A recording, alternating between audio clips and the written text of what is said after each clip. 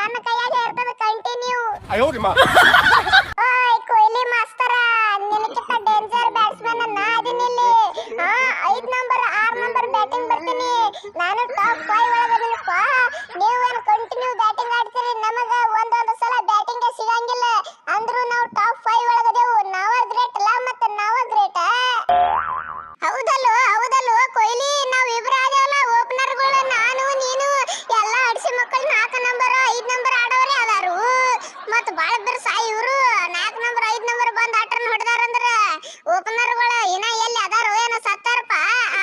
ಎಲ್ಲಿ ಅದಾನಪ್ಪ? ಹೋದ ವರ್ಷ ಅವನು ಹತ್ತನಕ್ಕ ಹೊಡೆದಂತ ಶುಭ್ಮನ್ಗೆ ಇಲ್ಲ ಕಾಣೆ ಪತ್ತೆ ಆಗಿಬಿಟ್ಟನ್ಲ ಎಲ್ಲಿ?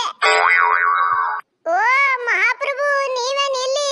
ಕೊಹ್ಲಿ ಅಣ್ಣ, ಏ ಕೊಹ್ಲಿ ಅಣ್ಣ, ಈ ಪರಾಗೇನಪ್ಪ ನಮ್ಮ ಸಂಗಟ ಬಂದು ಗೊತ್ತಲ್ಲ. ಟಾಪ್ 2 ಒಳಗೆ ಇವನೇ ಅದನಪ್ಪ, ನಿನ್ನ ಹಿಂದೆ ಇವನೇ ಅದನ. ಒಟ್ಟ 12 13 ರನ್ ಹಿಂದದ ನೋಡಪ್ಪ ಬರೇ.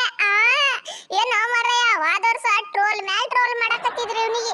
ಈ ವರ್ಷ ಅವನು ಇದು ಬಾಹುಬಲಿ ಅಂತೇಳಿ ಅದು ನಿತ್ತ ಬಿಟ್ಟಾನ. ಪ್ರತಿಯೊಂದು ಮ್ಯಾಚ್ನಾಗ ಅವನು ಮ್ಯಾಚ್ ಫಿನಿಶ್ ಮಾಡ್ಲಾಗತ್ತಾನ. ಫುಲ್ ತಿಂಡಿಲೆ ಆಡ್ಲಾಗತ್ತಾನಪ್ಪ.